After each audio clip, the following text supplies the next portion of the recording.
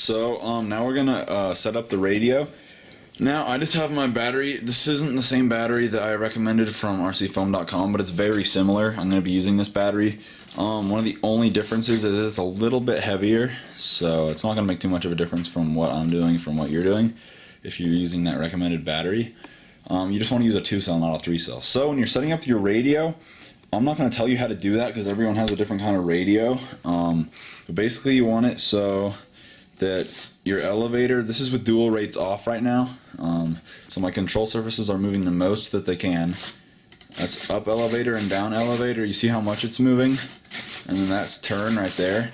Now, so you don't want to have it, that's actually moving a ton. So that'll be if I want to do like super acrobatic flight or something. But how I should normally be flying, they only move this much. You see that? So that's a dual rates on. So you want to set it up so they move about that much. And of course follow the rule where if you're like have the controller facing the same way the plane's facing and you move over that far, elevon should go up, right? And then when you pull down on your stick, both of those should go up. And then yeah, so just make it like that. And another thing to really pay attention to on Delta Wings is if you move your stick like this, that's moving that servo to its fullest extent. And notice how, if you listen, you can't hear that servo under strain at all. So that servo is pulling that up with no problem like that.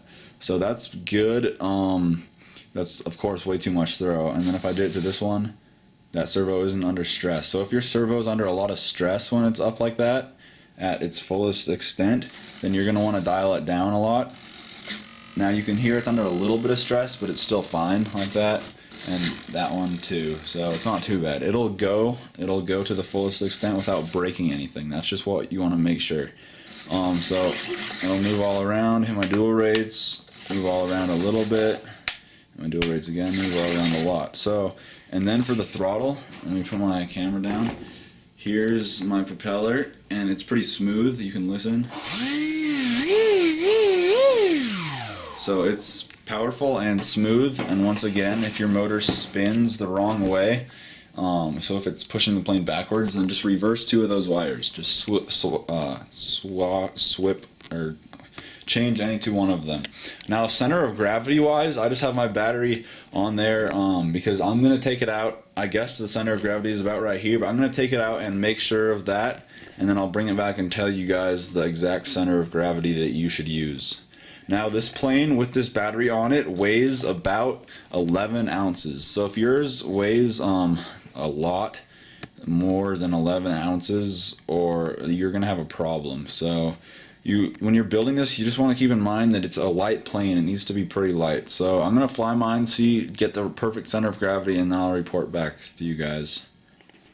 So I just went out and flew it, and I found that a good center of gravity is about 8 inches back from the tip. So that line right there is where your plane should balance. Like if you go over here and you put your fingers on that line, the plane should balance, and that's with the battery on it. So shouldn't balance exactly, of course. It'll fall over, but it's not gonna like super quickly fall to one side. It'll kind of be neutral. So what you want to do is you want to move your battery around until your plane balances at that line that's once again 8 inches back from the tip. So 1, 2, 3, 4, 5, 6, 7, 8. And then so you want to find a place where your battery balances the plane out, and then you want to put some velcro down and then just stick your battery onto that velcro. And of course you'll need the other kind of velcro on your battery. So I just went out and flew it. It flies nicely with lower rates.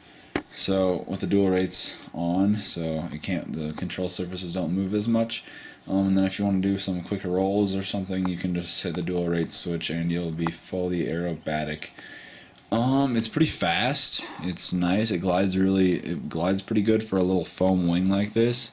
And I'm overall very impressed with it. The one thing that I didn't do that I need to change a little bit, or I'm probably not going to change it, but if I wanted this plane to fly perfectly, I would change it, which this plane flies good, there's just one little problem, and that's just the motor thrust angle. If I were building this again, I would angle the motor up just a little bit, like maybe 2 degrees. Because when you go full throttle, the plane kind of wants to nosedive a little bit, but once again, it's not a huge problem. I'm going to be flying this plane a ton without changing that, just because I'm lazy. So, anyways, yeah, that's the video. That's the instructional video. That sums it up. So, anyways, to fly it, here's basically how to launch it. Here's what I do. I just hold it by like the back, like that, you see, and then just hold my throttle stick with my other hand, with my left hand, hold my transmitter with that hand and throttle up to about half throttle, or if I just want to launch it straight up, go full throttle and just toss it. This plane is really quiet because my prop is balanced, so if your plane vibrates a bunch, then you're going to want to balance your prop more, but I just took it, went to like half throttle, and just, you don't even really need to push it, just kind of like toss it a little bit, and then just it'll fly away. Toss it at about this angle. If you're going half throttle, maybe a little less. If you're going full throttle, you can just toss it like at a steeper angle.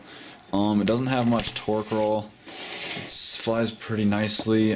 Just make sure to like not crash it. I don't know what I was gonna say there, but my sticker's kind of coming off. So anyways, if you just built this plane and it flies nicely, then you can make a video and put it on as a video response to that first video in this series that like says all the stuff that you need, and just like the intro kind of video. So I flew it for about 5 minutes, and the motor was still cold, and so was the ESC. They didn't heat up at all, so that's good. I wasn't at full throttle very much at all though. So it'll go vertical. It'll go forever vertical, unlimited vertical at full throttle. So that's nice. So anyways, yeah, that's the instructional video.